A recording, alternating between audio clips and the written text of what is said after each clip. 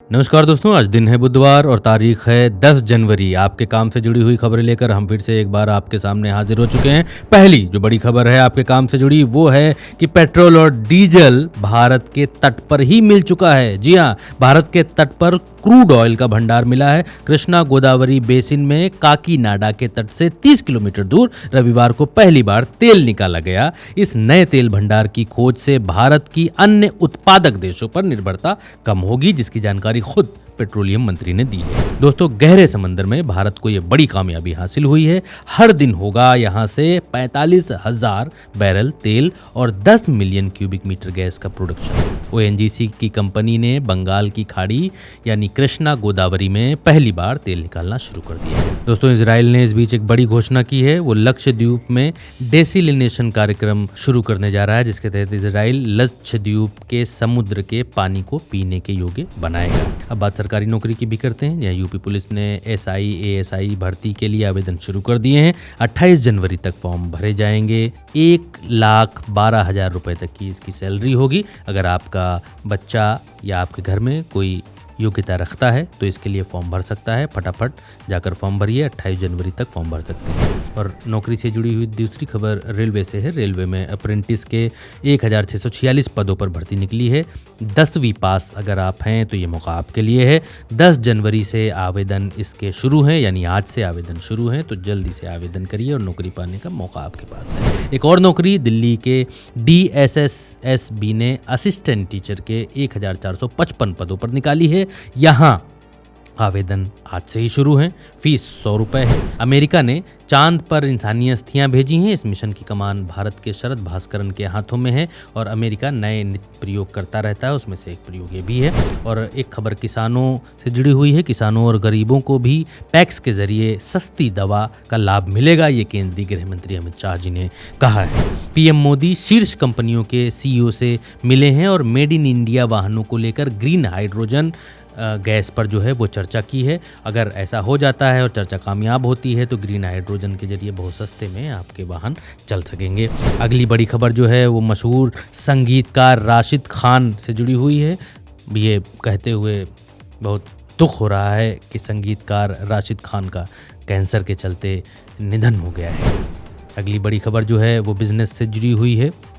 HDFC bank ने जो है MCLR रेट्स बढ़ा दिए हैं और इस रेट्स बढ़ाने से क्या होगा? इस रेट बढ़ाने से होगा ये कि आपने अगर किसी भी तरह का कोई लोन लिया है तो आपका लोन महंगा हो जाएगा, उसकी ब्याज जो है वो बढ़ जाएगा। PPF सुकन्या अकाउंट्स में अगर आपने मिनिमम अमाउंट जमा नहीं किया है तो आपके लिए ये बड़ी खबर है। 31 मार्च से पहले आप सुकन्या अकाउंट में पैसा जरूर जमा करें, वरना वो बंद हो जाएगा। मिनिमम अमाउंट है वो जमा करना ज़रूरी है।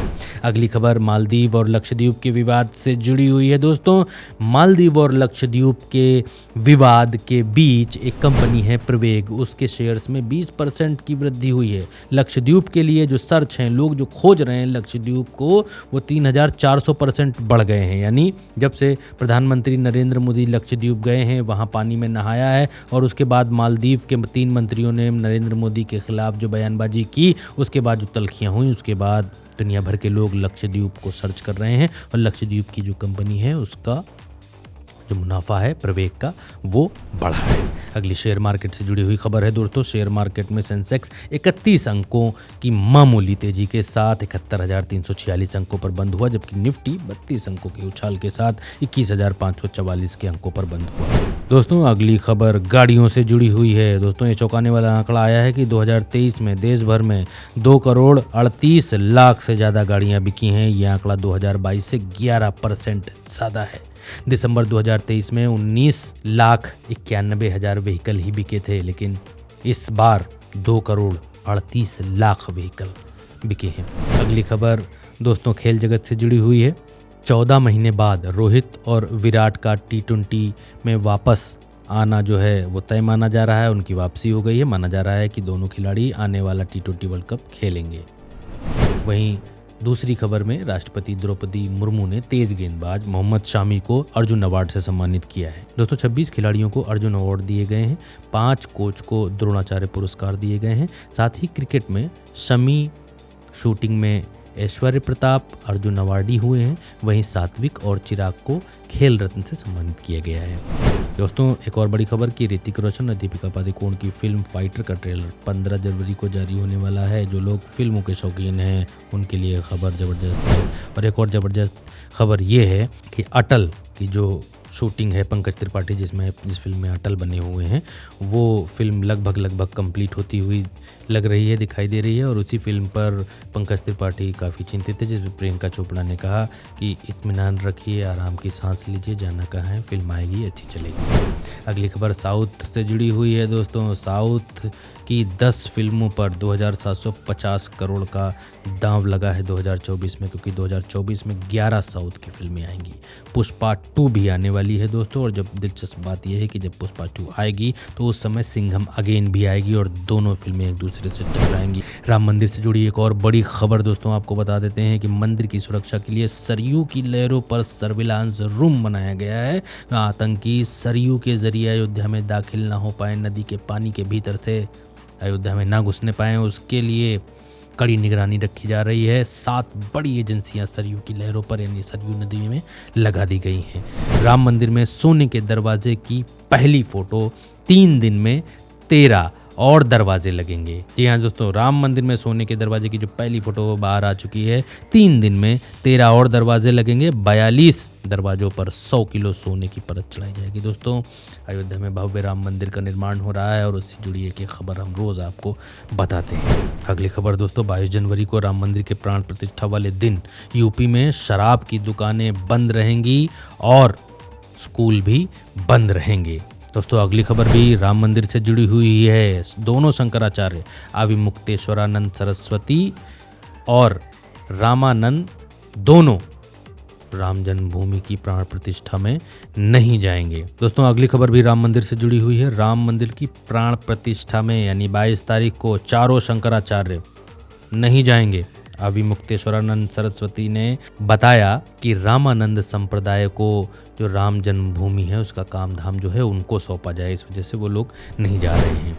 कैबिनेट की बैठक में पीएम मोदी का मंत्रियों को निर्देश दिया गया है। उन्होंने कहा है कि प्रभु श्री राम की प्राण प्रतिष्ठा पर बयानबाजी बिल्कुल भी ना करें, प्रभु श्री राम के बारे में कुछ भी बोलने से बचें। अगली खबर महाराष्ट्र से है। महाराष्ट्र में बन गई है इंडिया की बात। कांग्रेस महाराष्ट्र की 20 सीट पर, शिवसेना उद्धव वाली जो शिवसेना है वो 20 सीट पर चुनाव लड़ेगी। एनसीपी जो शरद पवार वाली एनसीपी है वो 6 सीटों पर चुनाव लड़ेगी और वंचित बहुजन अघाड़ी 2 सीटों पर चुनाव लड़ेगी। यानी कांग्रेस 20 सीटों पर, शिवसेना 20 सीटों पर, एनसीपी 6 सीटों पर और अघाड़ी 2 सीटों पर चुनाव लड़ेगी। दोस्तों अगली खबर में गोधरा दंगों का बदला लेने के लिए आईएसआईएस की खतरनाक साजिश सामने आई है। पूरे गुजरात में सीरियल ब्लास्ट करने का इन लोगों का प्लान था। आतंकी ने ही ये कबूल किया है कि वो ऐसा कृत्य करने वाला था। जाड़े से जुड़ी हुई खबर है क्योंकि जाड़ा कड़ाके का पड़ रहा है। उत्तर भारत में भयंकर ठंड जारी है। पश्चिमी यूपी में कड़ाके की ठंड से लोग कांप रहे हैं और सर्दी से राहत अभी और नहीं मिलने वाली है क्योंकि बारिश के आसार बन चुके हैं। मौसम विभाग ने ये बता दिया है कि बारिश ज़रूर होगी और लखनऊ में तो इस समय बारिश हो भी रही है। दोस्तों देहरादून के झाझरा में क्लोरीन गैस का रिसाव हो गया, उसके बाद बड़ा हड़कंप मच गया। पुलिस ने जो है इलाका खाली कराया और 2 लोग गंभीर हो गए, उनको अस्पताल में भर्ती कराया गया है। आर्टिकल 370 से जुड़ी हुई खबर है दोस्तों। फारूक अब्दुल्ला ने कहा है कि इसे 1947 में महाराजा हरि सिंह ने पेश किया था, लागू करवाया था, जबकि अभी सुप्रीम कोर्ट ने दोस्तों धारा 370 को हटाए जाने को सही करार दिया है। सुप्रीम कोर्ट की तरफ से फैसला आया है। झारखंड चलेंगे। झारखंड में बजट को लेकर सीएम हेमंत सोरेन ने कहा है कि 24 और 25 यानी 2024-2025 के बजट में इंफ्रा, कृषि, खेल, स्वास्थ्य और इसी पर इनका फोकस रहेगा। हिंदुत्व का एजेंडा और बाकी चीज़ें उन्होंने पीछे रखी हैं। विकास को ध्यान में रखते हुए अपना बजट फोकस करेंगे। अगली खबर बिहार की तरफ चलेंगे। बिहार में लोकसभा चुनाव से पहले सीएम नीतीश कुमार ने पंचायत प्रतिनिधियों, आंगनवाड़ी कार्यकर्ताओं को बड़ा तोहफा दिया है। सरकार ने मानसिक मानदेय में वृद्धि करने को मंजूरी दी है। दोस्तों अगली खबर तमिलनाडु से है। तमिलनाडु में कुदरत ने कहर बरपाया है। भारी बारिश के बाद वैथीश्वरन मंदिर का परिसर जलमग्न हो गया है, उसमें पानी भर गया। अगली खबर में सुप्रीम कोर्ट के ऐतिहासिक फैसले के बाद जो खुशी चेहरे पर दिखाई दी है उससे जुड़ी हुई है। बिल्किस बानो सुप्रीम कोर्ट के फैसले के बाद काफ़ी खुश हैं। उन्होंने कहा कि मैं अब दोबारा सांस ले सकती हूँ, क्योंकि सुप्रीम कोर्ट ने उन 11 दोषियों को फिर से जेल में डालने का आदेश दे दिया है, जिन 11 दोषियों को, बलात्कार के दोषियों को गुजरात की सरकार ने अच्छा चाल चलन वाला बताकर छोड़ दिया था। दोस्तों, अगली खबर रेल यात्रियों के लिए है। अगर आपने रेल यात्रा कभी की है या करने वाले हैं या करते हैं या लगातार करते हैं तो आपके लिए काम की खबर है, क्योंकि PNR स्टेटस जानने वाले और टिकट बुकिंग करने वाले सैकड़ों हज़ारों लोगों को राहत देने वाली खबर यह है कि रेलवे वो अपना सुपर ऐप लेकर आ रहा है और इस सुपर ऐप के ज़रिए आप धड़ाधड़ दनादन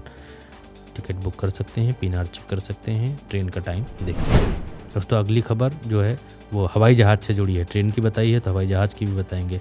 इंडिगो ने सीटों के लिए तय कर दिए हैं रेट्स। जी हाँ, फ्रंट विंडो सीट के लिए अब 2000 रुपये एक्स्ट्रा लगेंगे। पिछले हफ्ते एयरलाइन ने फ्यूल चार्ज वसूलना बंद किया था, अब दूसरी तरफ से टोपी पहना दी है। नरेंद्र मोदी जी कहते हैं कि हवाई चप्पल पहनने वाला हवाई जहाज़ में पहनेगा, हवाई जहाज़ में उड़ेगा, घूमेगा, लेकिन रोज़ के रोज़ जो है वो हवाई जहाज़ की कंपनियाँ एक के बाद एक जो है वो वसूली जारी रखे हुए हैं, कभी इस नाम पर कभी उस नाम पर। दोस्तों, अगली खबर मध्य प्रदेश से है। शिवराज सिंह चौहान भारतीय जनता पार्टी से काफ़ी खफा बताए जा रहे हैं। शिवराज सिंह चौहान ने माइक से मंच पर सैकड़ों लोगों के सामने ये कह दिया कि मुख्यमंत्री न रहने पर होर्डिंग से फ़ोटो ऐसे गायब कर दी गई हैं जैसे गधे के सिर से सींग। और इस बात को सुनने के बाद लोगों ने पूर्व मुख्यमंत्री शिवराज सिंह चौहान के दर्द का क्या पारा है उसको महसूस किया। तो अगली खबर महाराष्ट्र से है। उद्धव गुट के विधायक और सहयोगियों के ठिकाने पर ईडी की छापेमारी हुई। 7 जगहों पर ये छापेमारी हुई और ईडी पिछले 9 सालों से विपक्ष के यहाँ छापेमारी कर रहा है। इसमें कोई बड़ी बात नहीं है, लेकिन अपडेट आपको देना आवश्यक है क्योंकि आप हमारे दर्शक हैं और हर खबर आप तक पहुंचाना ज़रूरी है, तो ये खबर भी आपके लिए है। और अगली खबर ये है कि इंडिया में सीट शेयरिंग पर पेच फंसा हुआ है, क्योंकि महाराष्ट्र में ये पेच सॉल्व हो गया है, बंगाल में पेच सॉल्व नहीं हो पाया है।